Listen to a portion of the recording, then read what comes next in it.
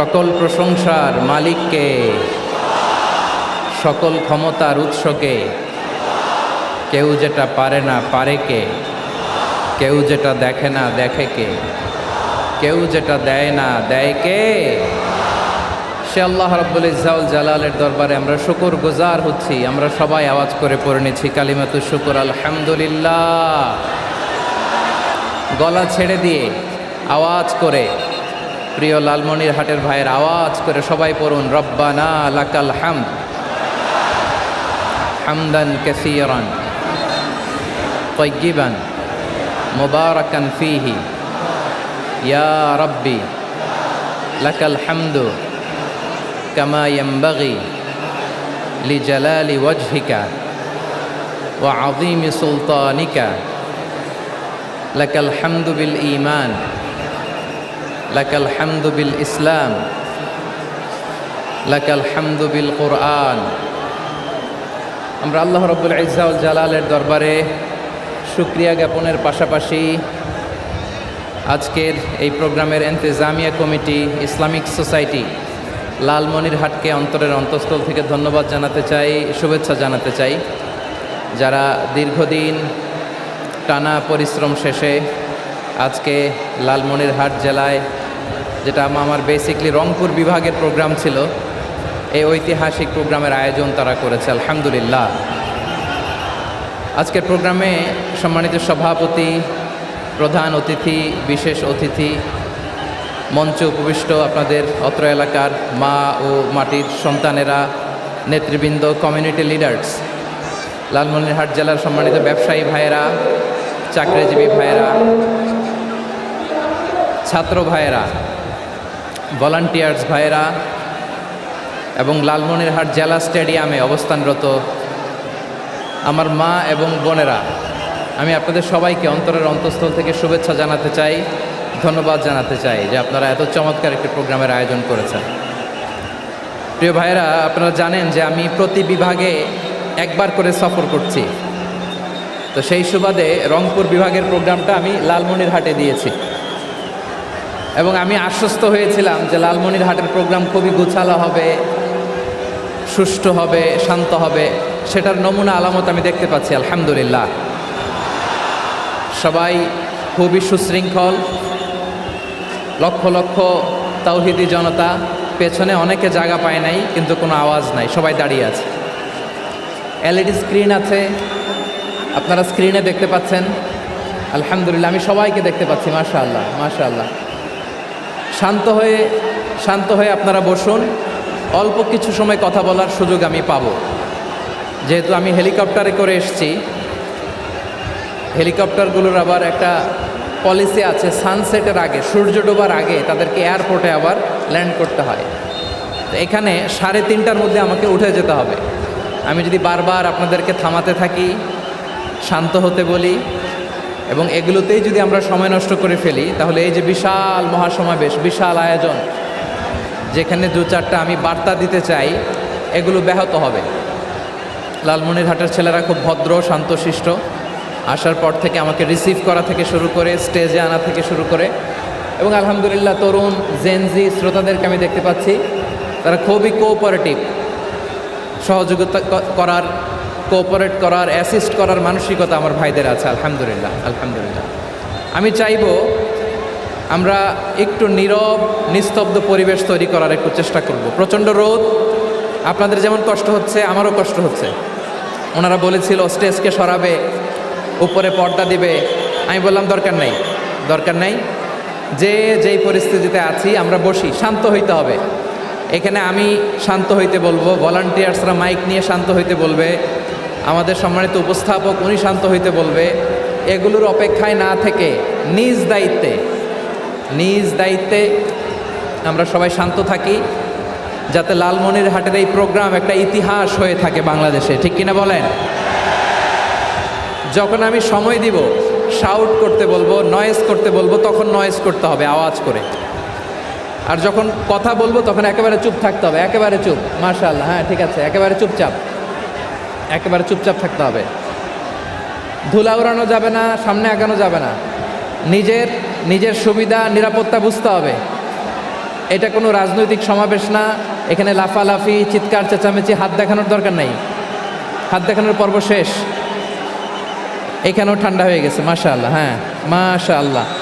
আমাদের ভলান্টিয়ার্স ভাইরা, আমাদের স্বেচ্ছাসেবক ভাইরা, আইন শৃঙ্খলা রক্ষাকারী ভাইরা অনেক চেষ্টা করতেছে, মাশাআল্লাহ। Very good, I am very happy to C this scenario, মাশাআল্লাহ, আলহামদুলিল্লাহ। আমি একটু দেখতে চাই যে রংপুর বিভাগের কে কোন জেলা থেকে আপনারা এসছেন। কুড়িগ্রাম থেকে কারা এসছেন দেখি, কুড়িগ্রাম। মাশাআল্লাহ, মাশাআল্লাহ। আচ্ছা, গাইবান্ধা জেলার কে আসছেন? গাইবান্ধা, হ্যাঁ, মাশাআল্লাহ। ঠাকুরগাঁও, ঠাকুরগাঁও অনেকে আসছেন। দিনাজপুর জেলা থেকে, মাশাআল্লাহ। নীলফামারী, ঠিক আছে, ফি আমানিল্লাহ। পঞ্চগড় অনেক আসছে। রংপুর, রংপুর,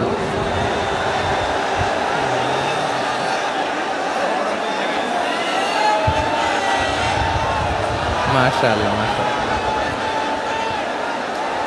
মাশাআল্লাহ, ঠিক আছে। লালমনিরহাটের কারা দেখি, লালমনিরহাট,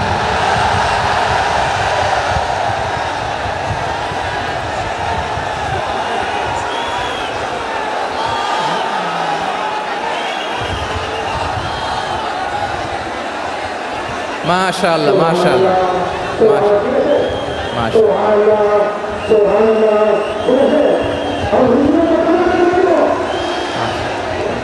ঠিক আছে, ঠিক আছে। আচ্ছা, এই রংপুর বিভাগের বাইরে থেকে অন্য জেলার কারা কারা আসছেন দেখি, তাও আছে অনেকে, মাশাআল্লাহ, ঠিক আছে, ঠিক আছে। আজকের প্রোগ্রামে উপস্থিত আছেন প্রধান অতিথি হিসেবে অধ্যক্ষ আসাদুল হাবিব দুলু ভাই, সাংগঠনিক সম্পাদক বিএনপি, জাতীয় নির্বাহী কমিটির সভাপতি, জেলা বিএনপি লালমনিরহাট। বিশেষ অতিথি হিসেবে আমাদের অনেক ভাইরা এসছেন, সবাইকে শুকরিয়া জানাই। সভাপতিত্ব করছেন জনাব আব্দুল হাকিম।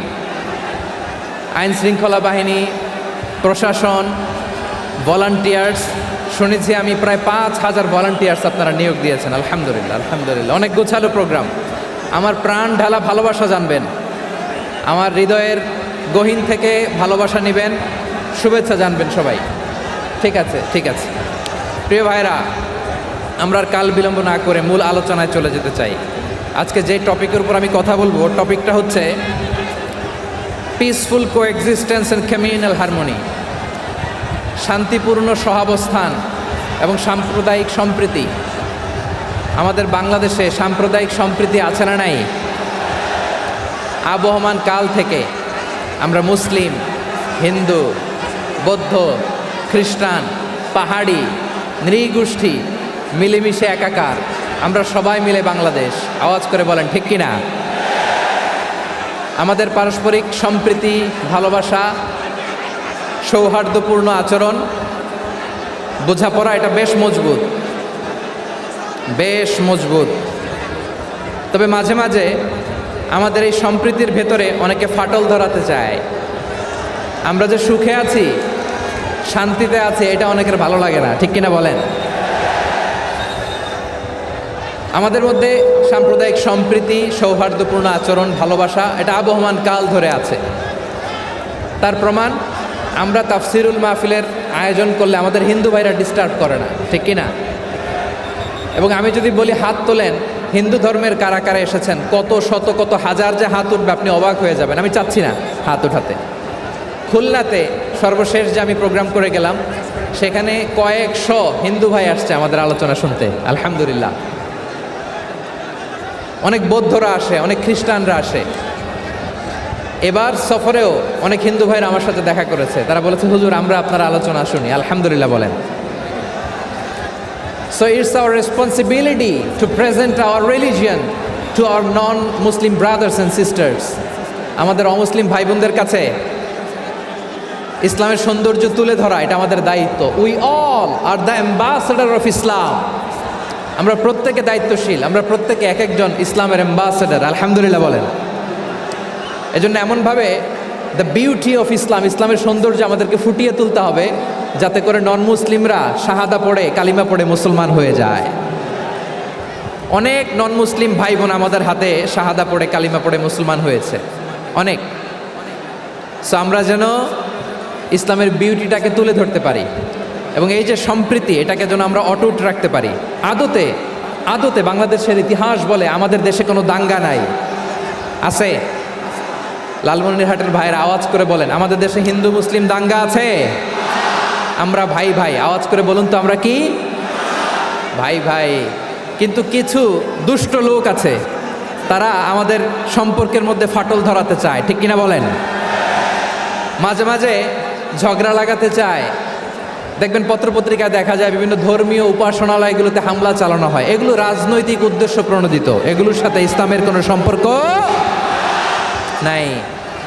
এই জন্য এই দুর্বৃত্তদের ব্যাপারে আমাদের সাবধান থাকতে হবে। আমরা সবসময় যেমনি ঐক্যবদ্ধ, ইউনাইটেড, আমরা যদি এরকম ইউনাইটেড থাকি, এই সমস্ত দুর্বৃত্তদের কালো হাত ভেঙে দিতে আমাদের 1 ঘন্টাও লাগবে না। চিল্লায় বলো ঠিক কি না? আমরা সংঘবদ্ধ থাকব। এই যে আমাদের পিসফুল কোএক্সিস্টেন্স, শান্তিপূর্ণ সহাবস্থান। হিন্দুরা পূজা করে, যেদিন হিন্দুদের পূজা অনুষ্ঠান আমরা ওই দিন তাফসির মাহফিল করি না, ঠিক কিনা বলেন? যেদিন আমাদের তাফসিরুল কোরআনের প্রোগ্রাম, ওই দিন আমাদের হিন্দু ভাইরা ডিস্টার্ব করে না। সুবহানাল্লাহ। হিন্দুদের পূজা অনুষ্ঠানে মাদ্রাসার ছাত্র যে পাহারা দেয়, গোটা বিশ্বে এরকম দৃষ্টান্ত নজির বিরল, ঠিক কিনা বলেন?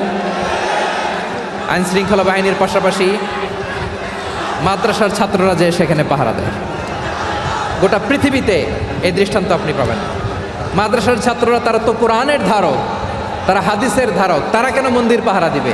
এই সম্প্রীতিকে ধরে রাখার জন্য, এই সৌহার্দ্যকে ধরে রাখার জন্য, আমাদের পারস্পরিক ভালোবাসাকে অটুট রাখার জন্য।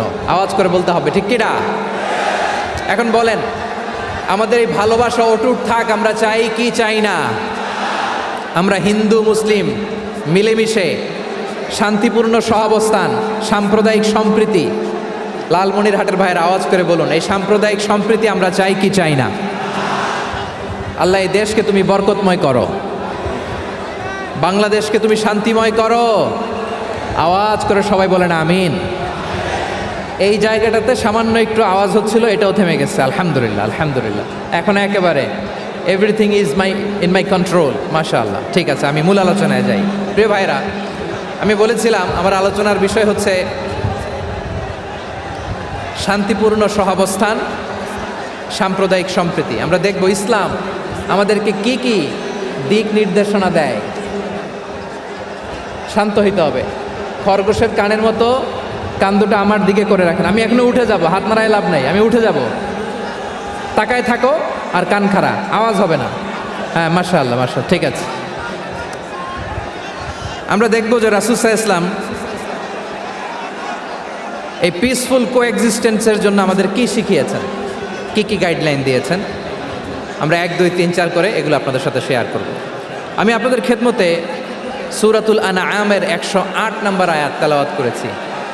এখানে আল্লাহ রাব্বুল ইজ্জা ওয়াল জালাল তিনি ইরশাদ করছেন, ওয়ালা তাসুব্বুল্লাযীনা ইয়াদউনা মিন দুনিল্লাহি ফায়াসুব্বুল্লাহা আদওয়াম বিগাইরি ইলম কাযালিকা যায়্যান্না লিকুল্লি উম্মাতিন আমালাহুম সুম্মা ইলা রাব্বিহিম মারজিউহুম ফায়ুনাব্বিউহুম বিমা কানু ইয়ামালুন। রব্বুল আলামিন বলেন, গোলাম ও আমার ইমানদার বান্দারা, শোনো শোনো।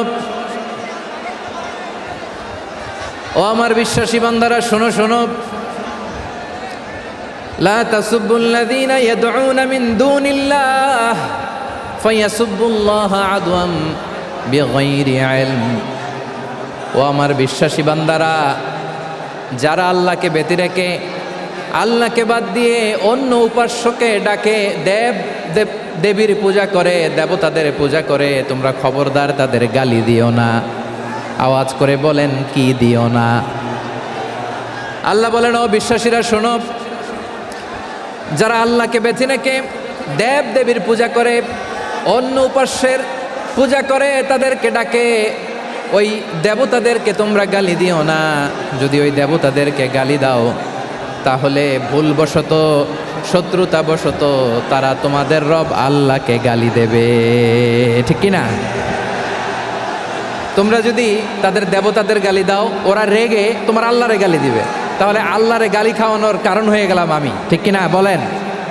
সাউন্ড হচ্ছে না। যান যান যান।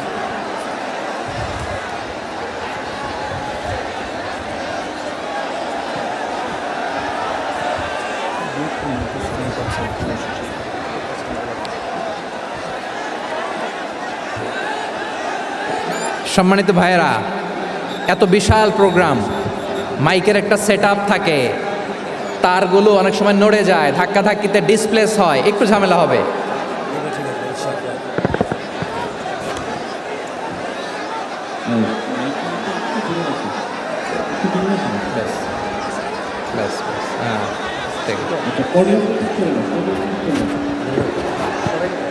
ঠিক আছে,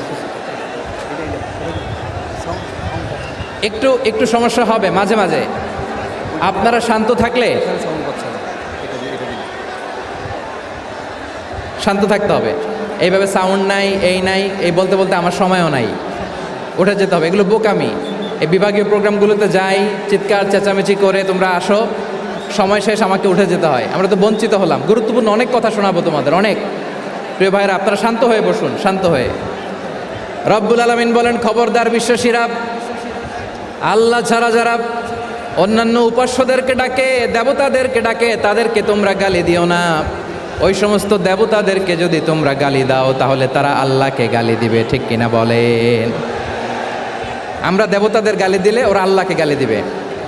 রব্বুল আলামিন বলেন, খবরদার দেবতাদেরকে গালি দিও না, তাহলে ওরা তোমার রব আল্লাহরে গালি দেবে। প্রতিটি জাতির জন্য তাদের কাজকে আমি আল্লাহ সুশোভিত করে রেখেছি, তারা সবাই একদিন আমার কাছেই ফিরে আসবে। এরপর আমি রব্বুল আলামিন তাদের আমলনামা তাদেরকে জানিয়ে দেব। সুবহানাল্লাহ পড়েন। প্রিয় ভাইয়েরা, আল্লাহ তাআলা বলেছেন, খবরদার গালি দিও না। আদেশটা কার? আওয়াজ করে বলেন তো। হিন্দুদের দেবতা দেবদেবীদেরকে গালি দেওয়া যাবে না। আওয়াজ করে বলুন প্রিয় ভাইয়েরা, এই আদেশটা কার? এই আপনাদের গলার আওয়াজ। অন্য ধর্মের দেবতাদেরকে যে গালি দেওয়া যাবে না, এই আদেশটা কার? আরো জোরে বলুন, কার? গালি দিবেন কোনো দেবতাকে? দিবেন? যদি দেন, তাহলে ওরা আল্লাহরে গালি দিবে। তাহলে আল্লাহরে গালি খাওয়াইলো কে? আপনি, ঠিক কিনা বলেন? আমি আল্লাহকে গালি খাওয়ানোর কারণ হলাম, কারণ আমি যদি গালি না দিতাম, ওরা আমার রবকে গালি দিত না। আওয়াজ করে বলেন, ঠিক কিনা? তাহলে প্রিয় ভাইয়েরা, ইসলাম আমাদেরকে শিখায়, সূরাতুল আনআমের 108 নম্বর আয়াত থেকে আমরা বুঝলাম, কোনো ধর্মকে ছোট করা যাবে না। অন্য ধর্মকে ছোট করা মানে ইসলামকে ছোট করা। অন্য ধর্মের দেবতাকে গালি দেওয়া মানে আল্লাহকে গালি খাওয়ানো। আওয়াজ করে বলেন, ঠিক কিনা? খবরদার, এটা করা যাবে না। আর অন্য ধর্মের দেবতাকে যদি আপনি গালি দেন, ওরা ইসলাম থেকে দূরে সরে যাবে। যাও ইসলামের প্রতি আকৃষ্ট হয়েছিল, আর কোনোদিন ইসলামের ধারে কাছে আসবে না। আওয়াজ করে বলেন, ঠিক কিনা? এজন্য কখনো কোনোদিন অন্য ধর্মের দেবতাদেরকে গালি দেওয়া যাবে না। অন্য ধর্মের কোনো দেবতাদেরকে আমরা গালি দিব না, গালি দিব না, বরং ইসলামের beauty, the beauty of Islam, ইসলামের সৌন্দর্যকে আমরা তুলে ধরব। আমরা যদি বিশ্বনবী সাল্লাল্লাহু আলাইহি ওয়াসাল্লামের জীবনের দিকে তাকাই, তাহলে আমি দেখব বিষ্ণু ইসলাম মক্কাতে কিংবা মদিনাতে অন্য ধর্মের লোকদের সাথে খুব পিসফুলি লাইফ লিড করেছেন। হোক মুশরিক, হোক খ্রিস্টান, হোক ইহুদি, বিশ্বনবী সবার সাথে মিলেমিশে ছিলেন। আলহামদুলিল্লাহ বলেন। ইসলাম হচ্ছে পিসফুল রিলিজিয়ান। অন্য ধর্মের প্রতি সহনশীলতার সবক ইসলাম আমাদেরকে দেয়। কিন্তু প্রতিটি মুসলিমের এটা মনে রাখতে হবে, আল্লাহর কাছে পছন্দনীয় গ্রহণযোগ্য ধর্ম, জীবনাদর্শ একটি, সেটা হচ্ছে ইসলাম। আওয়াজ করে বলেন, সেটা কি? লালমনিরহাটের ভাইয়েরা, আওয়াজ করে বলুন, আল্লাহর কাছে মনোনীত ধর্ম একটি, সেটা কি? এজন্য রব্বুল আলামিন বলেন, ইন্নাদ-দীনা ইনদাল্লাহিল ইসলাম, আল্লাহর কাছে মনোনীত গ্রহণযোগ্য অ্যাকসেপ্টেড ধর্ম মতাদর্শ একটা, সেটা হলো ইসলাম। ইসলাম ছাড়া অন্য কোনো ধর্ম যদি কেউ তালাশ করে, তার ওই ধর্ম আল্লাহ গ্রহণ করবে না। ওমাই ইয়াবতাগি গায়রাল ইসলামি দীনান ফালাই ইউকবালা মিন وهو في الآخرة من الخاسرين.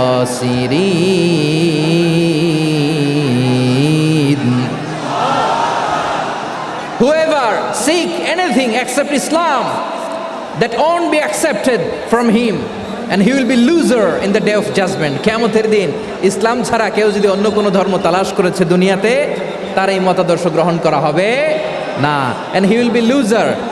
সে হবে লুজার, ক্ষতিগ্রস্ত, হাই হাই কোম্পানির ম্যানেজার। ওর আমও শেষ, সালাও শেষ। আওয়াজ করে বলেন ঠিক কি না? এজন্য ইসলাম পেয়ে আমরা খুশি না বেজার? প্রত্যেক নামাজ শেষে আমরা আল্লাহরে বলি, আল্লাহ রাদিতু বিল্লাহি রাব্বা ওয়া বিল ইসলামি দীনা ওয়া বি মুহাম্মাদিন নাবিয়ান ওয়া রাসূলা। ও আল্লাহ, তোমারে রব হিসেবে পেয়ে আমরা খুশি। ও আল্লাহ, ইসলামকে ধর্ম হিসেবে পেয়ে আমরা খুশি। বিশ্বনবীকে আমাদের রাসূল পেয়ে আমরা খুশি। ঠিক কিনা বলেন? ইসলাম ছাড়া অন্য কোনো ধর্ম আমরা গ্রহণ করব না। ঠিক কিনা বলেন? আল্লাহর কাছে অ্যাকসেপ্টেড রিলিজিয়ান একটা, সেটা ইসলাম।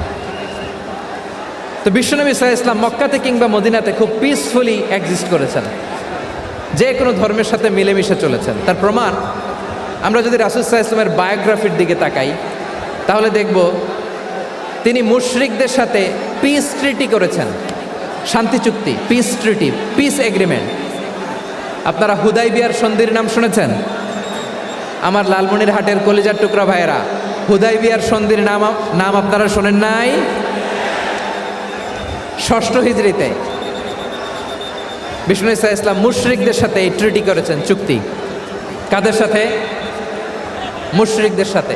আমরা তো মুসলমান বসতে পারি না, আমরা দুই মুসলিম ভাই একসাথে বসে চা খেতে পারি না, গল্প করতে পারি না। বিষ্ণু ঈসা ইসলাম মুশরিকদের সাথে ট্রিটি করেছেন, হুদাইবিয়ার সন্ধি। এই সন্ধির আগে মক্কা থেকে কেউ মদিনায় যেতে পারে না, মদিনা থেকে কেউ মক্কায় যেতে পারে না। কিন্তু এই সন্ধির পরে ট্রাফিক স্বাভাবিক হয়ে গেল। মক্কার লোকেরা মদিনায় আসতে পারে, মদিনার লোকেরা মক্কায় আসতে পারে। এটাকে বলে সুলহে Hudaibiya, the peace agreement of Hudaibiya, শান্তি চুক্তি। আমরা পৃথিবীতে এখন অনেক শান্তি চুক্তির নাম শুনি, এগুলো সব the piece treaty of Hudaibiya থেকে কপি করা। আল্লাহু আকবার। তাহলে বিশ্বনবী সাল্লাল্লাহু আলাইহি সাল্লাম তিনি যে শান্তিপূর্ণ সহাবস্থানে বিশ্বাসী ছিলেন, মুসলমানেরা যে অন্য ধর্মের প্রতি সহনশীল, তার প্রমাণ হচ্ছে এই পিস ট্রিটি। শুধু তাই নয়, মাইকের সাউন্ডটা একটু বাড়াই দিতে হবে, খুব দুর্বল, একটু মজবুত করতে হবে, আর একটু ক্লিন করতে হবে, আর সবগুলা জায়গায় সাউন্ড যাচ্ছে কিনা একটু ক্রস চেক করতে হবে। হ্যাঁ, পাবেন দিচ্ছে mike operator, his trying his level best, দিচ্ছে। মাইক অপারেটর যিনি আছেন, প্রতিটি জায়গায় প্রতিটি সাউন্ড বক্সে যেন আওয়াজ পাওয়া যায়, একটু ক্রস চেক করেন, সাউন্ডটাকে একটু স্ট্রং করে দেন। হ্যাঁ, ঠিক আছে, মাশাআল্লাহ। এদিকে তাকান, এদিকে। মক্কার পার্ট গেল, পিস এগ্রিমেন্ট করলেন, শান্তি চুক্তি। বিষ্ণু ঈসা ইসলাম মদিনায় যে কি করলেন? মদিনায় যে বিষ্ণু ঈসা ইসলাম মদিনা চার্টার করলেন, মদিনা সনদ, সাহিফাতুল মদিনা, এটার বলে মদিনা চার্টার। যে ওয়েস্টে, ইউরোপে, আমেরিকাতে তারা অনেক চার্টার করে, এই সব চার্টার মদিনা চার্টার থেকে কপি করা। আওয়াজ করে পড়েন সুবহানাল্লাহ। বিষ্ণু ঈসা ইসলাম মদিনায় গেলেন, মদিনাতে মুসলিম, মুশরিক, ইয়াহুদি, এই তিন ধর্মের লোক মিলে সব স্টেক হোল্ডার যারা আছে সবাইকে নিয়ে বিষ্ণু ঈসা ইসলাম মদিনা চার্টার করলেন, মদিনা সনদ। পড়েন সুবহানাল্লাহ। শুধু তাই নয়, মক্কাতে বিশ্বনবী পিস এগ্রিমেন্ট করলেন, শান্তি চুক্তি মুশরিকদের সাথে। মদিনাতে যে বিশ্বনবী মদিনা চার্টার করলেন, মদিনা সনদ করলেন ইহুদিদের সাথে। আবার মদিনাতে বিশ্বনবী ইহুদিদের সাথে পিস ডায়ালগ করলেন, ইন্টারফেথ ডায়ালগ করলেন, আন্তধর্মীয় সংলাপ করলেন। যেই সংলাপের মূল ভিত্তি ছিল তাওহীদ। মূল ভিত্তি ছিল কি? তাওহীদ। বিশ্বনবী ইহুদিদেরকে ডাকলেন, আহ্বান করলেন, কুল ইয়া আহলাল কিতাবি তাআলাউ ইলা কালিমাতিন সাওয়াইন বাইনানা ওয়া বাইনাকুম আল্লা না'বুদা ইল্লাল্লাহ ولا نشرك به شيئا ولا يتخذ بعضنا بعضا أربابا من دون الله فإن تولوا فقولوا اشهدوا بأننا مسلمون سبحان الله পড়েন বিশ্বনবী মদিনার ইহুদিদের ডেকে বললেন ও ইহুদিরা শোনো শোনো আসো এমন একটা আদর্শের প্রশ্নে আমরা একত্রিত হই যে আদর্শের প্রচার তোমাদের নবীরাও করেছে আমিও করি যে আদর্শের কথা তোমাদের পবিত্র ধর্মগ্রন্থগুলোতে আছে আমার কোরআনেও আছে সেটা হলো তাওহীদ আমরা এক আল্লাহ ছাড়া কারো ইবাদত করব না আল্লাহর সাথে কাউরে শরীক করব না আল্লাহ ছাড়া কাউরে রব মানব না পড়েন সুবহানাল্লাহ তাহলে আমার প্রিয় লালমনিরহাটের ভাইরা মদিনাতে যেয়ে তিনি মদিনা চার্টার করলেন মদিনা সনদ পিস ডায়ালগ করলেন শান্তির সংলাপ ইন্টারফেথ ডায়ালগ করলেন আন্তধর্মীয় সংলাপ যার ভিত্তি ছিল তাওহীদ সুবহানাল্লাহ পড়েন তাহলে অন্য ধর্মের প্রতি সব সময় ইসলাম সহনশীল টলারেন্স যদি আপনি দেখতে চান ইসলামের নবী বিশ্ব নবীর দিকে তাকান ঠিক কিনা বলেন আমরা তো সংখ্যালঘুদের রাইটস প্রোটেক্ট করার জন্য কত আইন বানাই কত বৈঠক করি কত সংবাদ সম্মেলন করি বিষ্ণু সাল্লাল্লাহু আলাইহি ওয়াসাল্লাম সংখ্যালঘুদের রাইটসের ব্যাপারে অধিকারের ব্যাপারে যে কথা বলেছেন শুনলে আপনি অবাক হয়ে যাবেন বিশ্বনবী বলেন আলা মান যালামা মুআহাদান আও ইনতাকাসাহু আও কাল্লাফাহু ফাওকা তাআতিহি আও কাল্লাফাহু ফাওকা তাকাতিহি আও আখাযা মিনহু শাইআন বিগাইরি তিবি নাফসিন ওয়া আনা হাজিজুহু ইয়াউমাল কিয়ামা খবরদার জেনে রাখো কেউ যদি কোনো সংখ্যালঘুর উপরে অত্যাচার করে কোনো সংখ্যালঘুর প্রাপ্য থেকে যদি কেউ কাউকে ঠকায় সংখ্যালঘুর উপর যদি কেউ কষ্ট দেয় কোনো সংখ্যালঘুর সম্পদ যদি কেউ জোর করে কেড়ে নেয় আমি কিয়ামতের দিন বিশ্বনবী ওই সংখ্যালঘুর পক্ষে আর ওই মুসলমানদের বিপক্ষে বাদী হয়ে দাঁড়াবো সুবহানাল্লাহ বলতে পারলেন না আল্লাহু আকবার আপনি নামাজি আপনি মুসল্লি আপনি হাজী সাহেব তাহাজ্জুদ পড়তে পড়তে কপালে দাগ ফেলে দিছেন আপনার প্রতিবেশী হিন্দু ভাবছেন আমার তো পাওয়ার আছে ওর জমিটা দখল করি বিশ্বনবী বলেন কিয়ামতের দিন ওই হিন্দুর পক্ষে তোর বিরুদ্ধে আমি বাদী হয়ে দাঁড়াবো পৃথিবীর কোন ধর্মে এরকম স্টেটমেন্ট পাবেন পাবেন আপনি ভাবছেন আপনি নামাজ পড়লে হাজী সাহেব কপালে দাগ ফেলায় দিলে আপনি সেলসালায় জান্নাতে চলে যাবেন না খবরদার বিশ্বনবী বলেন কোনো সংখ্যালঘুর উপর যদি কেউ আক্রমণ করে তার প্রাপ্য তাকে না দিয়ে যদি তাকে ঠকায় তার উপর জুলুম করে তার সম্পদ যদি কেড়ে নেয় আমি নবী তুমি মুসলিম হইতে পারো মুসল্লি হইতে পারো তার পক্ষে তোমার বিপক্ষে আল্লাহর দরবারে বাদী হয়ে দাঁড়াবো আচ্ছা লালমনিরহাটের ভাইরা কথা বুঝতে পারলে আওয়াজ করে উত্তর দেন বিশ্বনবী যদি কারো বিপক্ষে দাঁড়ায় কিয়ামতের দিন আই রিপিট আমি আবারও বলছি বিশ্বনবী যদি কিয়ামতের দিন কারো বিপক্ষে দাঁড়ায় ও তো সেলসালায়া জান্নাতি তাই না জান্নাতি না যে নবীর সুপারিশ ছাড়া জান্নাতের গেটও দেখা যাবে না ওই নবী যদি বলে তোর বিপক্ষে আমি বাদী হয়ে দাঁড়াবো ওই জান্নাতে আর ঢোকার কোনো সুযোগ আমাদের থাকবে এখানেই শেষ না আমার প্রিয় লালমনিরহাটের ভাইয়েরা এখানেই শেষ নয় বিশ্বনবী বলেন মান কাতালা মুআহাদান বুখারীর বর্ণনা মান কাতালা মুআহাদান লাম ইয়ারাহ রাইহাতাল জান্নাহ কেউ যদি কোনো মুসলিম যদি অন্যায়ভাবে কোনো সংখ্যালঘুকে হত্যা করে কোনো হিন্দুকে হত্যা করে কোনো বৌদ্ধরে হত্যা করে অন্যায়ভাবে কোনো মুসলিম যদি কোনো সংখ্যালঘুরে হত্যা করে জান্নাতে যাওয়া তো দূরের কথা ওই মুসলিম জান্নাতের ঘ্রাণও পাবে না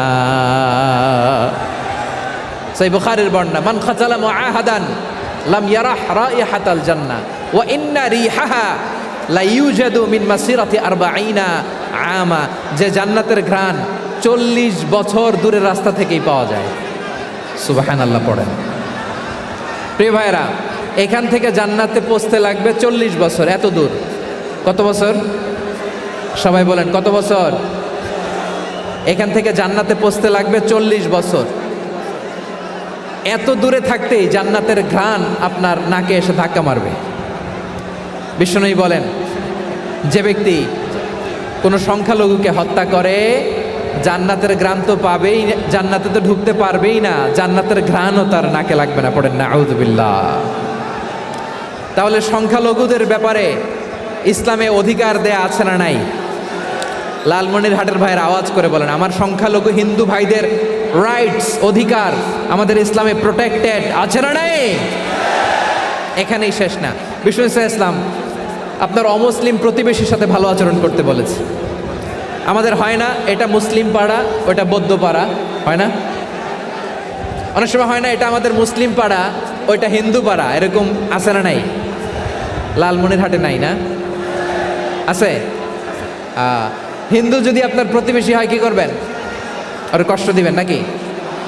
কেন, ও তো হিন্দু, ও তো আমার আল্লাহরে ডাকে না, ওরে কষ্ট দিলে জায়েজ হবে না? খবরদার।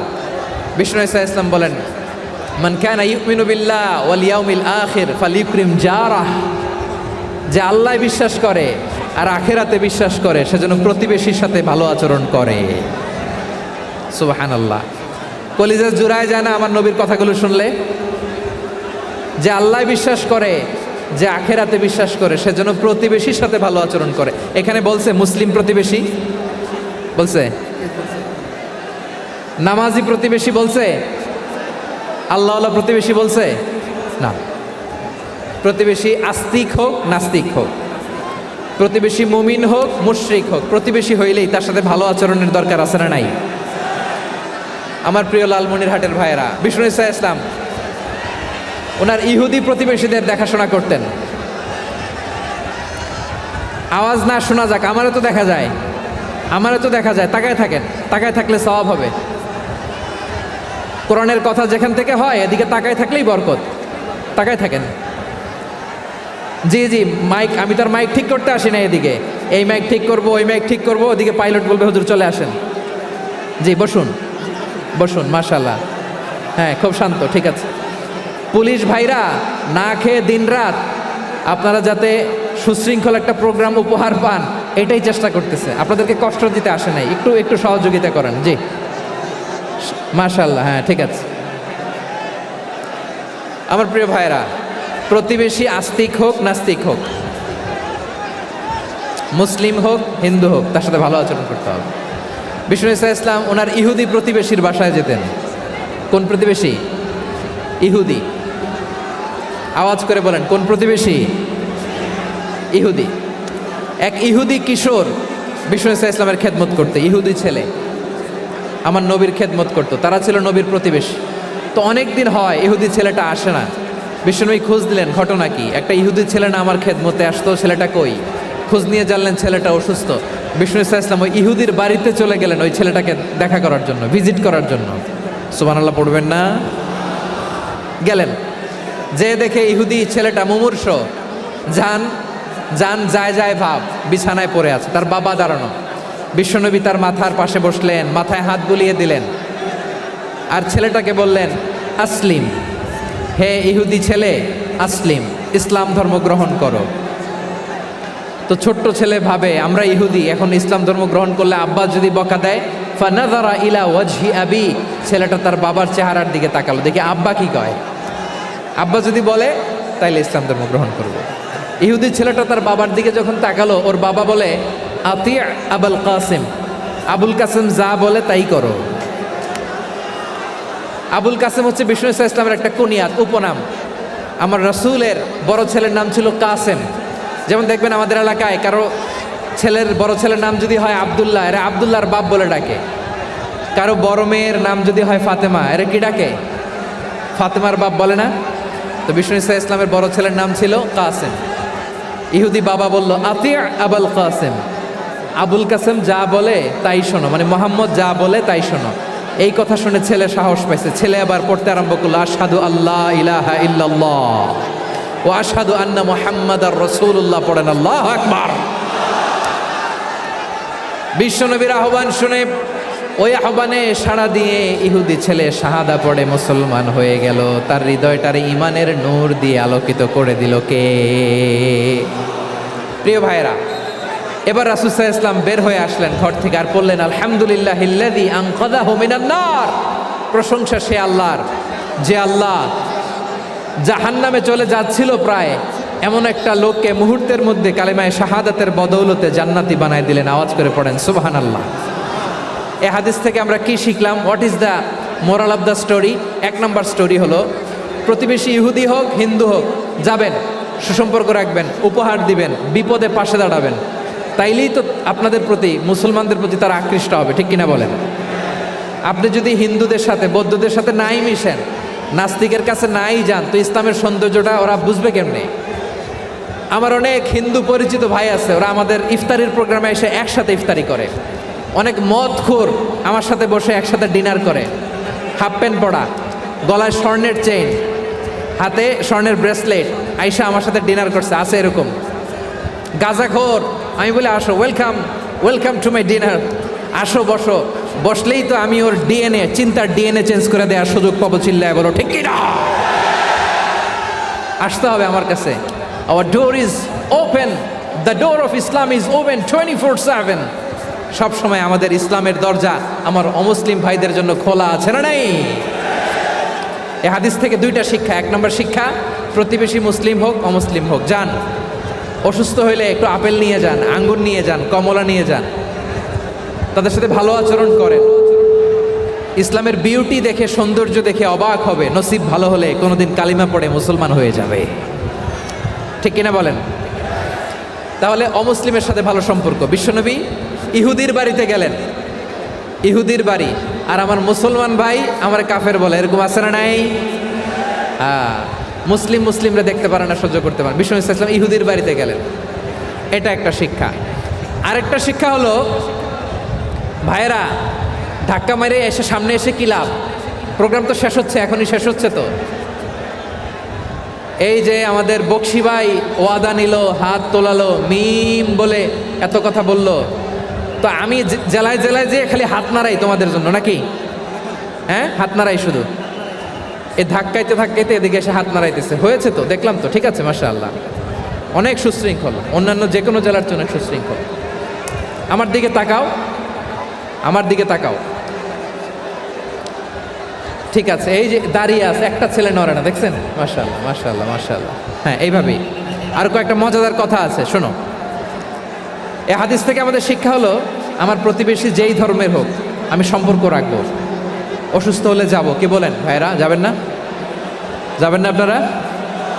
আচ্ছা, 2 নম্বর শিক্ষা হলো, বিষ্ণু ঈসা ইসলামের খাদেম ছিল ইহুদি, এতদিন খেদমত করলো, একদিনও বিশ্বনবী ওরা কালিমার দাওয়াত দেয় নাই। কারণ কি?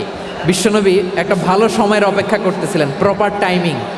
দায়ীর কাজ হচ্ছে দায়ী ইলাল্লাহ, সে হচ্ছে সুযোগ সন্ধানী। দায়ী সুযোগ খোঁজে, কখন দাওয়া দিলে ব্যাটে বলে হবে, ঝোপ বুঝে কোপ মারে, ঠিক কিনা বলেন? বিষ্ণু ঈসা ইসলাম ভালো সময়ের অপেক্ষা করতেছিলেন, দেখি ভালো সময় আসুক আসুক আসুক আসুক। আস্তে আস্তে এমন সময় আসছে, ছেলে এবার মুমূর্ষ। অসুস্থ ব্যক্তির হৃদয় অত্যন্ত নরম থাকে। হসপিটালে যখন কেউ যায় তার হৃদয়টা বড্ড নরম থাকে, মৃত্যুর ভয়ে তার অন্তরটা নরম থাকে, ঠিক কিনা বলেন? এই প্রপার টাইমিংয়ের অপেক্ষা করতেছিলেন। যখনই টাইমিং পেয়েছেন, দাওয়াত দিলেন, পড়ো লা ইলাহা ইল্লাল্লাহ, সুবহানাল্লাহ পড়েন সবাই। তাহলে ইসলাম অমুসলিম প্রতিবেশীর সাথে ভালো আচরণ করতে বলে। ইসলাম অমুসলিম মাতা পিতার সাথেও ভালো আচরণ করতে বলে। মাতা পিতা যদি অমুসলিম হয়, তারা ফেলে দিতে পারবেন? পারবেন? আমার লালমনিরহাটের ভাইয়েরা, অনেক হিন্দু ছেলে আমাদের হাতে শাহাদা পড়ে মুসলিম হয়, কিন্তু ওর মা মুসলমান হয় নাই, বাবাও হয় নাই, এরকম আছে না নাই?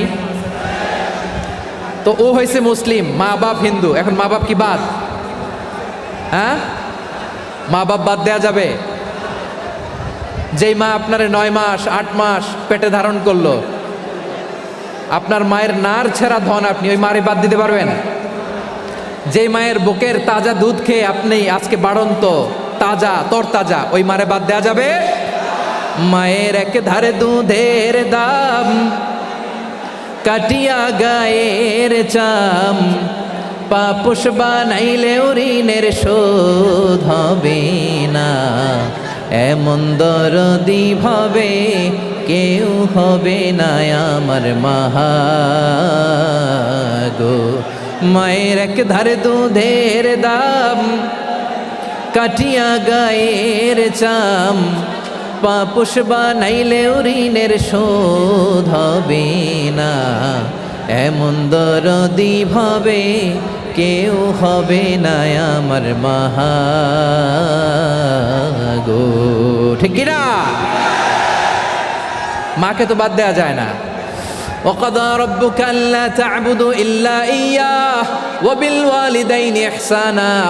আল্লাহ বলে অবধারিত দুইটা ভার্ডিক তোমাদের জন্য, এক আল্লাহর ইবাদত করবা আর মা বাবার প্রতি ইহসান করবা। আদেশটা কার? মা বাবার প্রতি ইহসান করতে হবে। আমার মা হিন্দু হোক ভালো আচরণ করতে হবে, বৌদ্ধ হোক ভালো আচরণ করতে হবে। আমার যে সমস্ত হিন্দু ভাইয়েরা মুসলিম হয়েছ, তোমাদের মা বাবা এখনও মুসলমান হয় নাই, তাদের সাথে ভালো আচরণ করতে হবে। আপনাদের খেদমত নিজে করতে হবে অথবা খেদমতের ব্যবস্থা করাই দিতে হবে। মান্থলি যে খরচ লাগে এটা দিতে হবে। আরে তুমি এখন মুসলিম, তোমার মা বাবা হিন্দু, এখনই তো সুযোগ ইসলামের সৌন্দর্য দেখানোর। এখন মা বাবা যদি দেখে আরে এটা হিন্দু থাকতে তো বদমাইশ ছিল, বেয়াদব ছিল, কি এমন ধর্ম সে গ্রহণ করলো যেটা গ্রহণের সাথে সাথে সে পাল্টে গেল? কি এমন ধর্ম সে গ্রহণ করেছে যেটা তার জীবনকে আলোকিত করে দিয়েছে? নসিব ভালো হইলে তারাও কালিমা পড়ে মুসলমান হয়ে যাবে। বিষ্ণু ইসলামের স্ত্রীর নাম ছিল আয়েশা রাদিয়াল্লাহু তাআলা আনহা, আবু বকর রাদিয়াল্লাহু তাআলা আনহুর মেয়ে। আবু বকর রাদিয়াল্লাহু তাআলা আনহুর আরেক মেয়ের নাম হচ্ছে আসমা। কি নাম? দুজনই আবু বকর রাদিয়াল্লাহু তাআলা আনহুর মেয়ে, আসমা আর আয়েশা। নাম দুটা কেমন লাগে? আসমা নামটা কেমন লাগে? আয়েশা নামটা কেমন লাগে? সবার ভালো লাগে নাই? নাম দুটো আপনাদের ভালো লাগে? লালমনিরহাটে অনাগত যদি কন্যা সন্তান হয়, যদি মনে চায় আসমা রেখে দিতে পারবেন, যদি মনে চায় আয়েশা রেখে দিয়েন। দেশে বিদেশে এয়ারপোর্টে রাস্তাঘাটে শুধু বলে হুজুর একটা নাম দেন, আমার ছেলের একটা নাম দেন, মেয়ের একটা নাম দেন। তো আমার মনে আছে যশোরের 8 দিনের মাহফিলে আমি একটা দুইটা নাম দিয়েছিলাম। আজকে লালমনিরহাটের এই প্রোগ্রামে কন্যা সন্তান যদি হয় দুটা নাম দিলাম, আসমা কিংবা আয়েশা। ইনশাআল্লাহ পড়েন। দুজন বোন, এক মায়ের না, বাবা এক মা দুজন। আয়েশা রাদিয়াল্লাহু তাআলা আনহার মায়ের নাম উম্মে রুমান, আর আসমা রাদিয়াল্লাহু তাআলা আনহার মায়ের নাম কুতাইলা বিনতে আব্দুল উজ্জা। আবু বকর রাদিয়াল্লাহু তাআলা আনহু 4টা বিয়ে করেছিলেন। তো একই ঘটনা ঘটেছে এই ফ্যামিলিতে। আসমা ইসলাম ধর্ম গ্রহণ করে মুসলিমা, কিন্তু তার মা কুতাইলা মুশরিকা। আই রিপিট, বোঝার জন্য আমি আবারও বলি, আসমা রাদিয়াল্লাহু তাআলা আনহা মুসলিমা, আর আসমার মা কুতাইলা, আওয়াজ করে বুঝে থাকলে বলেন, আসমার মা মুশরিকা। তার মানে মেয়ে মুসলিম, মা অমুসলিম। ভেজাল আছে না নাই? কিন্তু কুতাইলা আর ধৈর্য ধারণ করতে পারে না। নার ছেঁড়া ধন, কলিজার টুকরা ধন, কলিজার টুকরা সন্তান আসমারে দেখতে বড্ড মন চায়। সাইয়েদনা আসমা রাদিয়াল্লাহু তাআলা আনহা মক্কা থেকে হিজরত করে মদিনায় চলে গেলেন। হুদাইবিয়ার পর যখন মক্কা মদিনার ট্রাফিক স্বাভাবিক হলো, মক্কার লোক মদিনায় যায়, মদিনার লোক মক্কায় আসে। কুতাইলা কলিজার টুকরা সন্তান আসমারে দেখার জন্য কিছু উপহার নিয়ে বিশাল মরুপথ পাড়ি দিয়ে মক্কা থেকে মদিনায় যায়। সুবহানাল্লাহ বলেন। এখন মা আসছে মেয়ের সাথে দেখা করতে, মেয়ে তো আর দেখা দেয় না। মেয়ে ভাবছে আমার মা তো মুশরিকা, অপবিত্রা, তার সাথে কি দেখা দেয়া যাবে? বিশ্বনবীর দরবারে চলে গেলেন। সুবহানাল্লাহ বলেন। কি সৌভাগ্যবান ছিল তারা, মাসলা জানার দরকার হলেই নবীর দরবারে চলে যেত। ঘরে বউয়ের সাথে ঝগড়া হলে নবীর দরবারে চলে যেত। অনেক সাহাবী বলে আমার পেটে ক্ষুধা লাগলেও আমি নবীর কাছে চলে যেতাম, কারণ নবীর চেহারার দিকে তাকালেই আমার পেটের ক্ষুধা মিটে যেত। সাইয়েদনা আসমা রাদিয়াল্লাহু তাআলা আনহা বিশ্বনবীর কাছে চলে গেলেন, যে বললেন ইয়া রাসূলুল্লাহ ইয়া হাবিবাল্লাহ ইন্না উম্মি কাদিমাতুন ইলাইয়া ওয়া হিয়া রাগিবা। আমার মা মক্কা থেকে অনেক দূর মরুর পথ পাড়ি দিয়ে উপহার সামগ্রী নিয়ে মদিনায় আমার সাথে দেখা করতে এসেছে গো নবী। আমার জানতে বড্ড ইচ্ছে হয় আমি আমার মুশরিকা মায়ের সাথে একটু দেখা করতে পারবো কিনা। আফা আসিলুহা, আগে যেমনি আমি আমার মায়ের সাথে ভালো আচরণ করতাম, যেমনি আমি আমার মায়ের সাথে সদাচরণ করতাম গো নবী, এখন আমি মুসলিমা, মা মুশরিকা, এখনও কি আগের মতো সদাচরণ করতে পারবো নাকি? বিশ্বনবী বললেন নাম সিলিহা, হ্যাঁ রে আসমা, অবশ্যই অবশ্যই, আগে ঠিক যেমন তুমি তোমার মায়ের সাথে ভালো আচরণ করতে, এখনও তেমনি আগের মতো ভালো আচরণ করবা। আওয়াজ করে পড়েন সুবহানাল্লাহ। কি ইসলাম আমরা পেয়েছি! কত ব্রড মাইন্ডেড আমাদের ইসলাম, কত ওপেন মাইন্ডেড ইসলাম, কত ওপেন আপ করতে পারে, চিন্তা করতে পারেন। বিষ্ণু বললেন হ্যাঁ অবশ্যই, নাম সুলিহা, আগে যেমনি ভালো আচরণ করছো আসমা, এখন ওই রকমই করো, পারলে আরো বাড়াই করো। সুবহানাল্লাহ বলেন। তাহলে আমার যে হিন্দু ভাইয়েরা, হিন্দু বোনেরা, ইমানের বদৌলতে দৌলতে আপনি ধন্য হয়েছেন, আপনার আম্মা আব্বা এখনো মুসলমান হয় নাই, তাদের জন্য দোয়া করেন, তাদের জন্য দোয়া করেন, আল্লাহ যেন তাদেরকেও ইমানের দৌলত দান করে। আমরা সবাই পড়ি আমিন, আরো জোরে পড়েন আমিন। এখন বলেন, ইসলাম কি ন্যারো মাইন্ডেড রিলিজিয়ান না ব্রড মাইন্ডেড? লালমনিরহাটের যুবক ভাইরা আওয়াজ করো, ইসলাম কি ন্যারো মাইন্ডেড না ব্রড মাইন্ডেড? কতটা ব্রড মাইন্ডেড দেখেন। বিশ্বনবী সাল্লাল্লাহু আলাইহি সাল্লাম অমুসলিমরা যদি নবীকে উপহার দিত, ওই উপহারও বিশ্বনবী গ্রহণ করতেন। সুবহানাল্লাহ পড়েন। আপনার অমুসলিম বন্ধু যদি উপহার দেয়, সেটাও আপনি নিতে পারবেন, যেটা নেওয়া জায়েজ। কিন্তু আপনার বন্ধু যদি আপনার মদের বোতল দেয়, নিতে পারবেন? হ্যাঁ, মদের বোতল দিলে পারবেন না। আপনার বন্ধু যদি আপনার পর্ক দেয়, পর্ক, শূকরের গোশত মিশ্রিত কোনো খাবার, ওটা নিতে পারবেন না। হালাল যে কোনো জিনিস নিতে পারবেন। বিশ্বনবী সাল্লাল্লাহু আলাইহি ওয়াসাল্লাম অমুসলিমদের দেয়া হাদিয়া গ্রহণ করতেন। কেমন নবী ছিলেন! আমার নবীরে চিনে নেন, আমার নবীর অ্যাটিটিউড জেনে নেন। বিশ্বনবী সাল্লাল্লাহু আলাইহি ওয়াসাল্লাম যখন কোনো জনপদে যেতেন, 3টা অপশন নিয়ে যেতেন। প্রিয় ভাইয়ের আওয়াজ করে বলতে হবে, কোনো জনপদে গেলে আমার নবীর অপশন থাকতো কয়টা? আমার মতো 3 আঙ্গুল উঁচু করে দেখান আর বলুন, আমার নবী কোনো জনপদে গেলে কয়টা অপশন নিয়ে যেতেন? 1 নাম্বার অপশন আসলিম তাসলাম। নতুন এলাকায় গেলে বলতেন আসলিম তাসলাম, ইসলাম ধর্ম গ্রহণ করো, শান্তিতে থাকবা, আমার ভাই হয়ে যাবা, আমরা ভাই ভাই, ইসলাম মানো, আমরা ভাই ভাই। অপশন নাম্বার কত? 1। যদি বলে না ইসলাম মানবো না, ওকে, অপশন নাম্বার 2, মুসলিম হওয়ার দরকার নাই, লা ইকরাহা ফিদ্দিন, ইসলামে কোনো বাড়াবাড়ি নাই। খ্রিস্টান আসো থাকো, বৌদ্ধ আসো থাকো, ইহুদি থাকতে চাও থাকো, কিন্তু আমরা যেহেতু রিজিওনাল সুপার পাওয়ার, আমাদের আন্ডারে থাকো, ট্যাক্স দিয়া থাকো, এটার বলে জিজিয়া। আলেম যারা আছেন বুঝবেন, এটার আরবিতে কি বলে? জিজিয়া। You pay us the tax, we will give you the security. তোমরা ট্যাক্স দিবা, আমরা সিকিউরিটি দিব, আমাদের আওতায় থাকবা, কেউ তোমাদেরকে আক্রমণ করতে পারবে না, আমরা নিরাপত্তা দিব। সুবহানাল্লাহ বলেন। এটা অপশন নাম্বার কত? আচ্ছা, বুঝে থাকলে বলেন, 1 নাম্বার অপশন কি ছিল? ইসলাম। ইসলাম মানো, শান্তিতে থাকবা, ভাই ভাই, আমরা ভাই ভাই। অপশন নাম্বার 2, ট্যাক্স দাও, আমরা নিরাপত্তা দিব, মুসলিম হওয়া লাগবে না। এখন 1 নাম্বারও মানে না, 2 নাম্বারও মানে না, মুসলিম হবো না, ভালো, খ্রিস্টান থাকো, ট্যাক্স দাও, আমরা সিকিউরিটি দিব না, এইটাও মানি না। বিষ্ণু বলেন, তাহলে তলোয়ার আমাদের আর তোমাদের মাঝে ফয়সালা করবে। মুসলিমও হবো না, ট্যাক্স দিবা, নিরাপত্তা দিব, আমরা সুপার পাওয়ার, আমাদের আন্ডারে থাকবে, এইটাও না। তাহলে তোমাদেরকে তো আমরা বিশ্বাস করতে পারি না, কখন না কখন বিশ্বাসঘাতকতা করো, কার সাথে মিলে হাত মিলাও, তলোয়ার আমাদের মাঝে ফয়সালা করবে। তখন তিনি জেহাদের সশস্ত্র সংগ্রামের ঘোষণা দিতেন। সুবহানাল্লাহ পড়েন।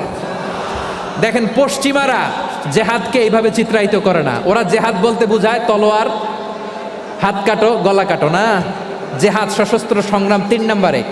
অধিকাংশ ক্ষেত্রেই বিশ্বনবীর সুন্দর আচরণ দেখে, আরে আমার নবীর যে নুরানি চেহারা, অনেকে তো কেবল সিরেফ চেহারাটা দেখেই কালিমা পড়ে মুসলমান হয়ে গিয়েছে। যারা মুসলিম হয় নাই, তারা তাদের ইসলামেই বলবৎ ছিল, ট্যাক্স দিয়ে ইসলামের আন্ডারে ছিল। যারা এটাও মানে নাই, ওইটাও মানে নাই, তাদের বিরুদ্ধে জেহাদ। বিষ্ণু ইসলাম 7ম হিজরিতে যখন খায়বার বিজয়ের পরে ইসলাম রিজিওনাল সুপার পাওয়ার হিসেবে আত্মপ্রকাশ করলো, বিশ্বনবী চিঠি লিখলেন অন্যান্য সুপার পাওয়ারের কাছে, রাষ্ট্রীয় চিঠি লেখে এক রাষ্ট্রপ্রধান আরেক রাষ্ট্রপ্রধানের কাছে। ঠিক কিনা বলেন? জানেন না আপনারা? এই যে 24-এর ছাত্র নাগরিক অভ্যুত্থানে,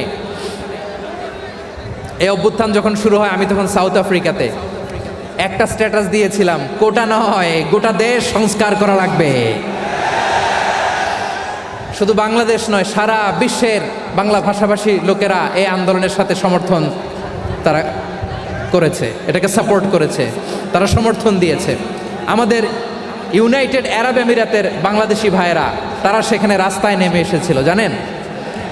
ওইখানে ডেমনস্ট্রেশন করা যায় না, সেখানকার সরকার তাদেরকে যাবজ্জীবন দিয়েছিল। তখন আমাদের এই যে প্রধান উপদেষ্টা ডক্টর মোহাম্মদ ইউনূস সরাসরি G2G বলে, এটারে G2G, government to government, G2G, উনি চিঠি লিখলেন যে তাদেরকে, ইউর হাইনেস, হে সম্মানিত আমির, আপনি আমার এই চিঠির কারণে আমার সম্মানে এই 53 জন বাংলাদেশিকে মাফ করে দেন। এই চিঠির বদৌলতে বেকসুর খালাস পেয়ে গিয়েছিল আমাদের ভাইরা, জানেন না এই ঘটনা আপনারা? তাহলে গভর্নমেন্ট টু গভর্নমেন্ট চিঠি দেওয়া হয়। সপ্তম হিজরিতে বিষ্ণু ইসা ইসলাম সব সুপার পাওয়ারের কাছে চিঠি দিলেন, রোমান সম্রাটের কাছে, পারস্য অধিপতির কাছে, মিশরের অধিপতির কাছে, সবার কাছে চিঠি লিখলেন।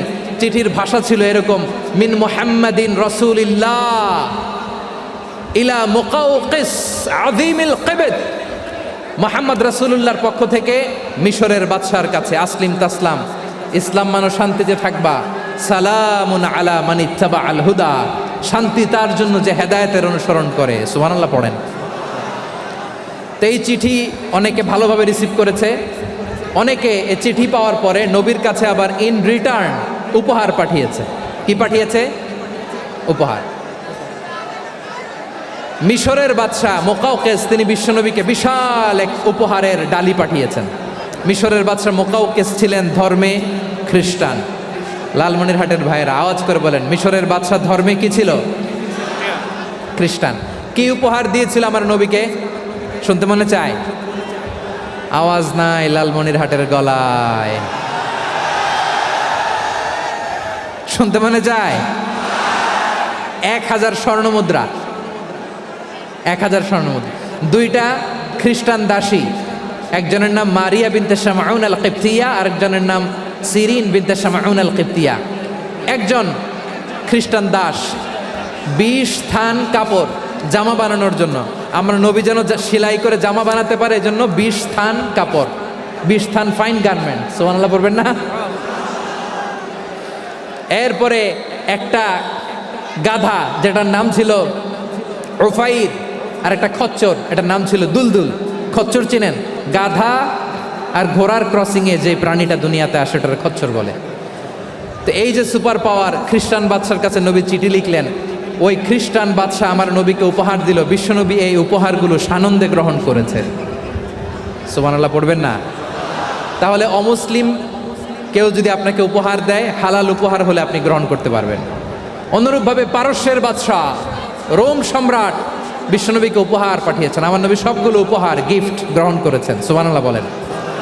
তাহলে প্রিয় লালমনিরহাট আওয়াজ করে বলুন, ইসলাম কি ন্যারো মাইন্ডেড রিলিজিয়ন না ব্রড মাইন্ডেড?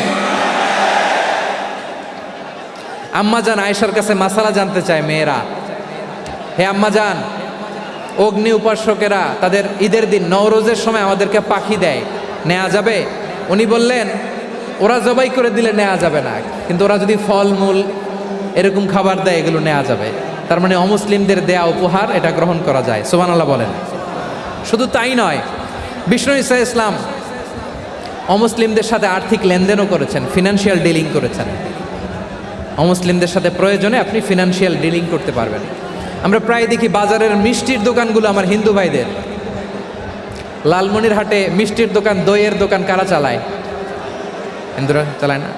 তারপরে যে বারবার শপ, চুল কাটে যে নাপিত, অধিকাংশ নাপিতের দোকানে কারা?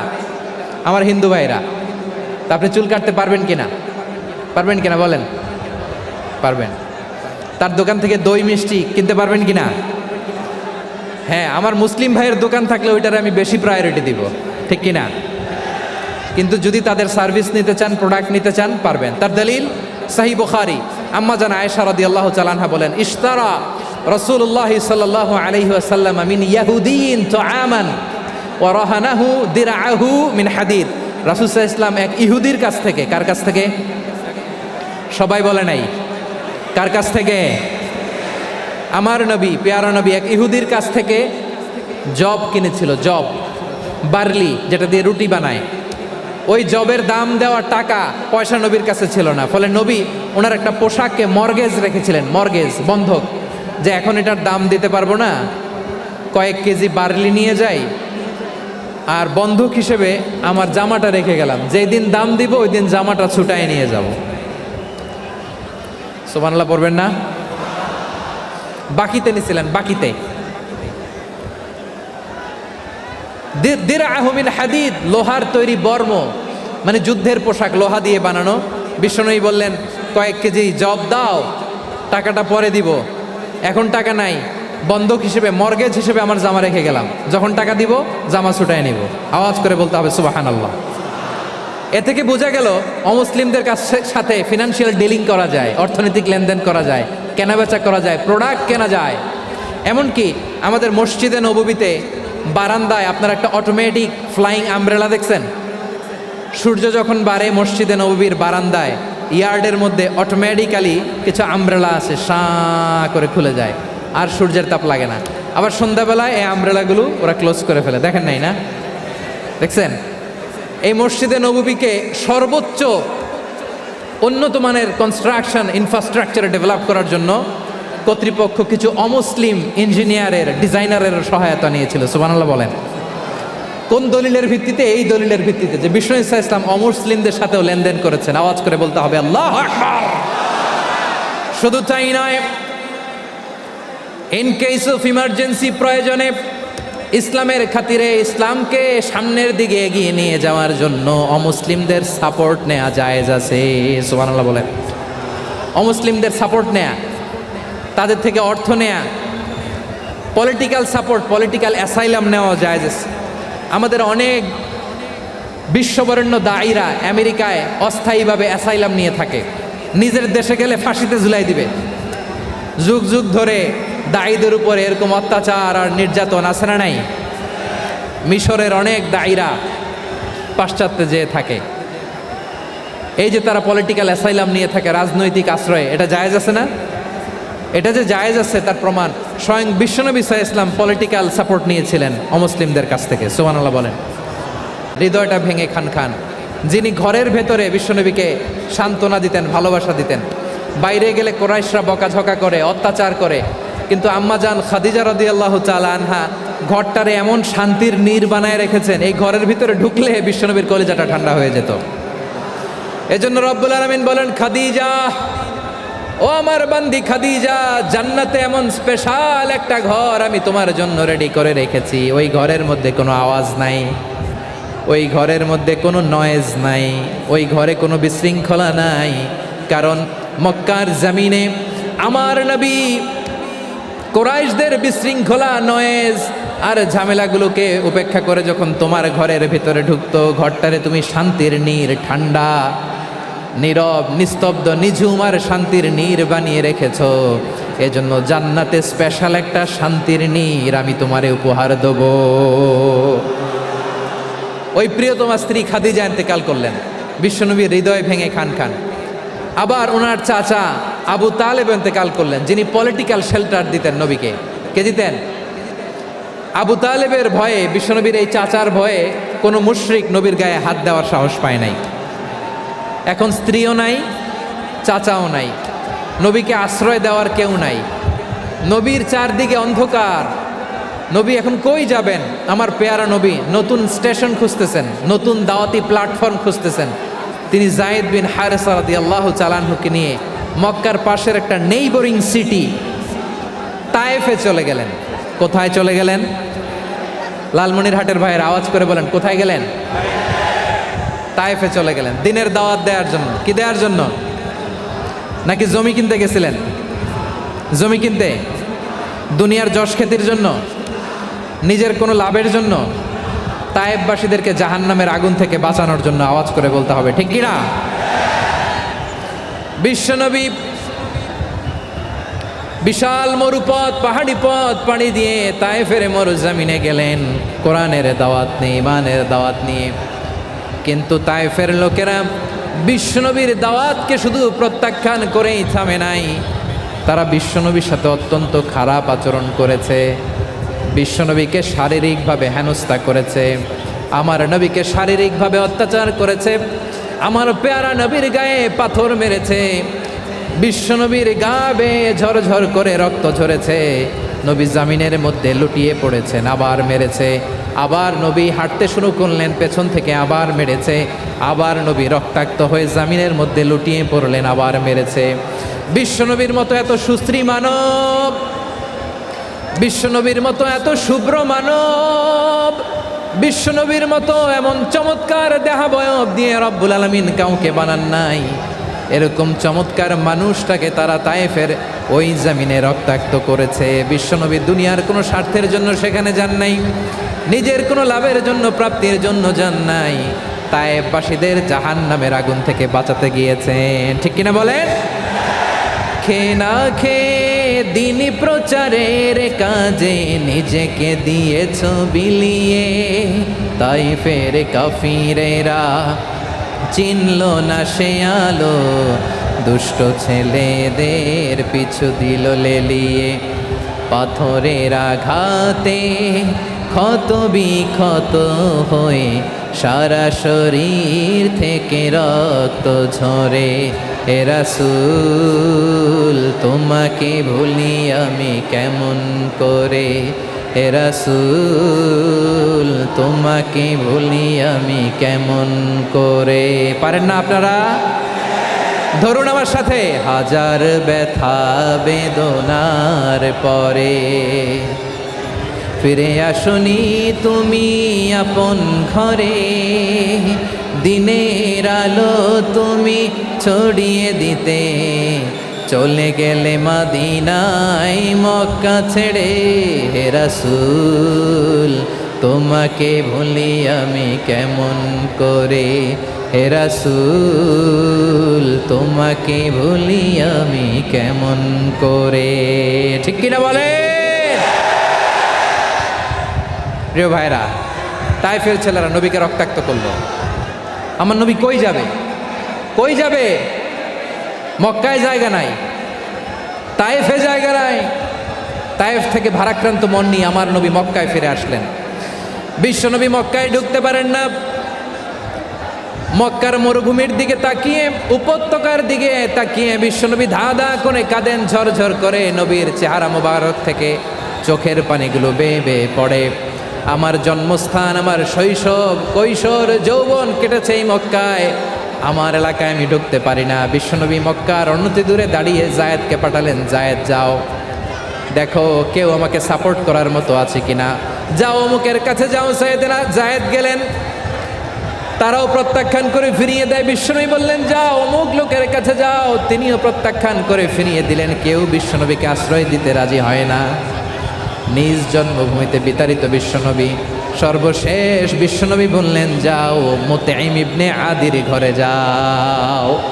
মুতঈম ইবনে আদি মুশরিক, তার কাছে যাও। গেলেন, মুতঈম ইবনে আদি রাজি হয়ে গেল। সুবহানাল্লাহ বলেন। দেখেন, অনেক বিপদের সময়ও আমি নিজে সাক্ষী, সামাজিকভাবে, রাজনৈতিকভাবে কত ঝঞ্ঝা, কত ষড়যন্ত্র, কত কনস্পাইরেসি পাড়ি দিয়ে আমাদেরকে সামনে এগিয়ে যেতে হয়। এই শত্রুদের ভেতরেও একজনকে দাঁড় করিয়ে দেয় যে আল্লাহর কোরআনের জন্য রেডি হয়ে যায়। পড়েন সুবহানাল্লাহ। মুতঈম ইবনে আদি, আল্লাহ তার মনকে নরম করে দিলেন। মুতঈম বলে, মুহাম্মদ আমি তোমাকে আশ্রয় দিব। তার দুই ছেলেকে পাঠালেন, যাও খোলা তলোয়ার নিয়ে, স্কট দিয়ে, গার্ড অফ অনার দিয়ে মোহাম্মদকে মক্কায় ঢুকাও, আর বলো আমি আমান দেব। আমান কি দিব? আমান মানে সিকিউরিটি, নিরাপত্তা। সিকিউরিটি ছাড়া, আমান দেওয়া ছাড়া কেউ থাকতে পারতো না মক্কায়। দুই ছেলে বিষ্ণু ইসা ইসলামকে নিয়ে আসলো। নবী কাবার চারদিকে তাওয়াফ করলেন, নামাজ পড়লেন।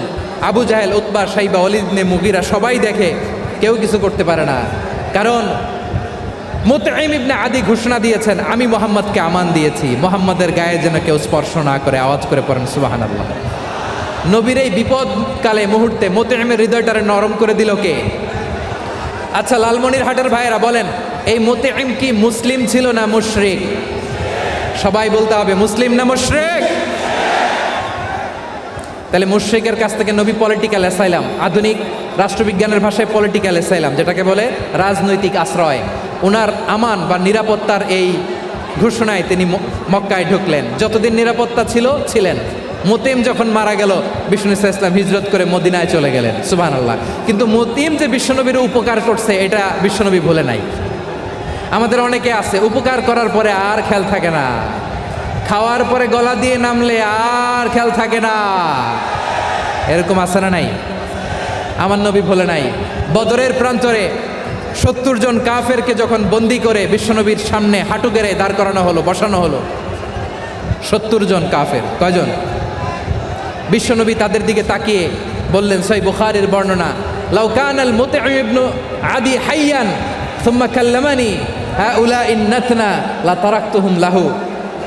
বদরের প্রান্তরে 70 জন বন্দি কাফিরের দিকে তাকিয়ে আমার নবী বললেন, আজকে মুতঈম ইবনে আদি যদি বেঁচে থাকতো আর তোমাদের 70 জনের ব্যাপারে যদি মুতঈম এক বাক্যে একটা সুপারিশ করত, তার সম্মানে আজকে তোদের সবাইকে আমি মাফ করে দিতাম।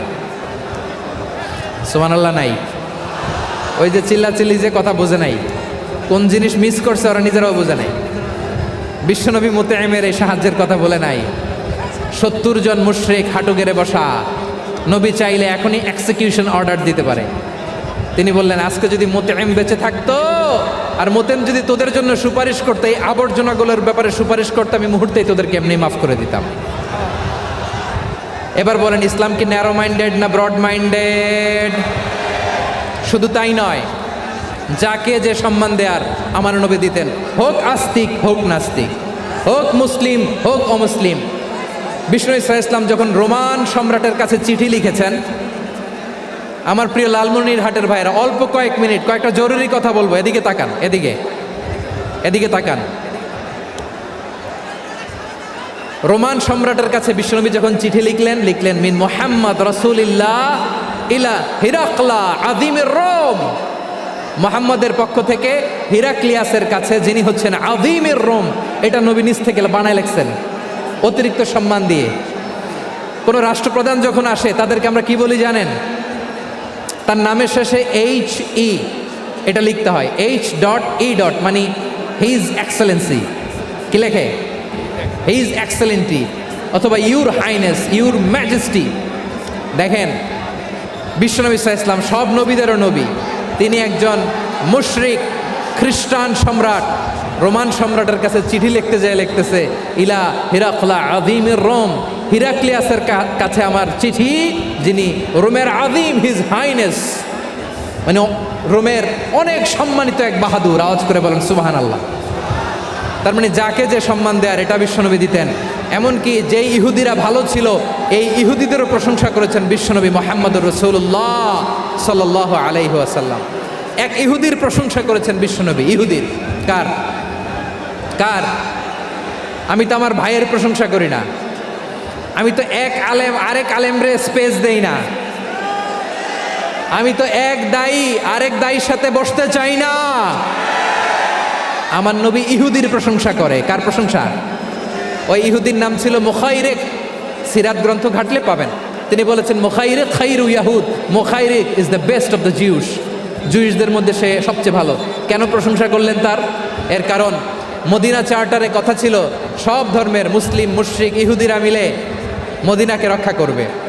কিন্তু 3য় হিজরিতে যখন উহুদের যুদ্ধ শুরু হলো, সবার কথা ছিল যেই আক্রমণ করে আমরা মদিনাকে বাঁচাবো। কোন শহরকে বাঁচাবো? মদিনাকে। কিন্তু কুরাইশরা যখন অ্যাটাক করলো, ইহুদিরা আর আসে না, ইহুদিরা আর বেরোয় না। বিষ্ণু বললেন, ওহে ইহুদিরা, তোমরা না চুক্তি করলে আমার সাথে যে মদিনা বাঁচাতে সবাই ঝাঁপিয়ে পড়বো, আসো। একটা ইহুদিও বেরোয় না, কেউ আসে না সেদিন, একজন ছাড়া। তার নাম মুখাইরেক। তার নাম কি? মুখাইরেক বাহাদুরের মতো ঘোড়সাওয়ার হয়ে বেরিয়ে গেলেন এবং বললেন, গোটা ইহুদি সাম্রাজ্যের একজনও যদি না আসে, আমি মুখাইরেককে কেউ ঘরে আটকে রাখতে পারবে না। বেরিয়ে আসলেন, এসে বললেন, আমি মুহাম্মদের পক্ষে যুদ্ধ করব। আমি মারা গেলে আমার সম্পদ আমার উত্তরাধিকারীরা পাবে না, আমার সম্পদ তোমরা মুহাম্মদকে দিয়ে দিবা। সুবহানাল্লাহ বলেন। উহুদের ময়দানে 70 জন মুসলমান শহীদ হলো। এই ইহুদি সেও মুসলমানের পক্ষে যুদ্ধ করে নিহত হলো। সুবহানাল্লাহ বলেন। মুসলিমদের লাশ যখন নিয়ে আসা হলো, এই মুখাইরিকের লাশও নিয়ে আসা হলো। মুসলিমদের লাশের পাশে মুখাইরিকের লাশ দেখে বিশ্বনবী মুখাইরিকের প্রতি অনেক খুশি হলেন। আর বিশ্বনবী খুশি হয়ে বললেন, মুখাইরিক খৈরু ইয়াহুদ, মুখাইরিক যদিও তুমি ইহুদি, তারপরে তুমি সব ইহুদিদের মধ্যে সেরা ইহুদি। পড়েন সুবহানাল্লাহ। আমার নবী ইহুদিকেও সম্মান দিতে কার্পণ্য করে নাই। আওয়াজ করে বলেন আল্লাহু আকবার। প্রিয় ভাইরা, এবার সর্বশেষ আওয়াজ করে বলেন, ইসলাম কি ন্যারো মাইন্ডেড নাকি ব্রড মাইন্ডেড? সবাই বলেন ন্যারো মাইন্ডেড না ব্রড মাইন্ডেড? এজন্য অমুসলিম হইলেই তারা আমাদের শত্রু নয়। শত্রু কারা? এই লালমনিরহাটের ভাইয়েরা শোনেন, শত্রু কারা? যে সমস্ত অমুসলিম আমাদেরকে নিশ্চিহ্ন করে দিতে চায়, যে সমস্ত অমুসলিম আমাদের ভূখণ্ড থেকে আমাদেরকে তাড়িয়ে দিতে চায়, যে সমস্ত অমুসলিম আমার ধর্ম নিয়ে তুচ্ছতাচ্ছিল্য করে চিল্লায় বলেন ঠিক কিনা, তারা আমাদের শত্রু। সাধারণ অমুসলিমরা আমার শত্রু নয়। এই যে হিন্দুরা থাকে এরা আমার ভাই, বৌদ্ধরা আমার ভাই, খ্রিস্টানরা আমার ভাই, ইহুদিরা আমার ভাই। তারা দিনই ভাই নয়, তারা মায়ের পেটের ভাই নয়, তারা মানবিক দিক থেকে ভাই। ও মানুষ, আমিও মানুষ। ইসলাম মানুষকে সম্মান করে, চিল্লায় বলো ঠিক কিনা। যারা আমাদের অস্তিত্বকে নিশ্চিহ্ন করতে চায়, যারা আমাদের ভূখণ্ডকে দখল করতে চায়, যারা আমাদেরকে নিয়ে মকারি করে, ফান করে, টিটকারি করে, আমার ধর্ম নিয়ে খেলা করে, তাচ্ছিল্য করে, ওদের বিরুদ্ধে আমাদের জিহাদ। সাধারণ মুসলিম আমাদের শত্রু নয়। আপনি জানেন নিউ ইয়র্কে, আমি তো নিউ ইয়র্কে ছিলাম অনেক দিন, ওখানে ফিলিস্তিনিদের পক্ষে যখন আমরা মিছিল করেছি, অনেক ইহুদি আমাদের সাথে মিছিলে দাঁড়িয়েছে। কারণ ওরাও জানে এই ভূখণ্ড ফিলিস্তিনিদের ভূখণ্ড। আওয়াজ করে বলো লালমনিরহাট ঠিক কিনা। ইসরায়েলের রাজধানী খোদ তেল আবিবে অনেক ইহুদিরা বেঞ্জামিন নেতানিয়াহু তার বিরুদ্ধে মিছিল করেছে। তো তারা কি আমাদের শত্রু? না। অনেক খ্রিস্টান আমাদের সাথে আমাদের স্বার্থ রক্ষায় আমাদের পাশে দাঁড়িয়েছে। খেয়াল রাখবেন, হিন্দু আর হিন্দুত্ববাদ এক নয়, ইহুদি ধর্ম আর জায়নিজম এক নয়। জায়নিজমের বিরুদ্ধে আমাদের সংগ্রাম, আমাদের জেহাদ, চিল্লায় বলেন ঠিক কিনা। এই যে ফিলিস্তিনের ভাইয়েরা, তারা তাদের স্বাধীনতা সংগ্রামের জন্য লড়াই করছে, করে যাচ্ছে, আমরা এটাকে সমর্থন জানাই, চিল্লায় বলো ঠিক কিনা। কাশ্মীরের ভাইয়েরা স্বাধীনতার জন্য সংগ্রাম করছে, আমরা সেই সংগ্রামকে সমর্থন জানাই, আওয়াজ করে বলো ঠিক কিনা। যারাই আমাদের ইসলামকে নিশ্চিহ্ন করতে চায় তাদের বিরুদ্ধে আমাদের সংগ্রাম, আওয়াজ করে বলতে হবে ঠিক কিনা। ওই সমস্ত দুর্বৃত্তদের সাথে আমাদের কোনো সম্পর্ক নাই। আমরা যদি ঐক্যবদ্ধ থাকতে পারি, ওই দুর্বৃত্তরা চান্স পাবে না। আমরা ঐক্যবদ্ধ থাকতে রাজি আছি। লালমনিরহাটের ভাইয়েরা, আমরা ঐক্যবদ্ধ থাকলে ওই দুর্বৃত্তদের কালো হাত ভেঙে দিতে আমাদের সময় লাগবে না। তাদের কালো হাত ভেঙে দিতে রাজি আছো মুসলমান? কারা কারা রাজি? দু হাত তুলে দেখাও।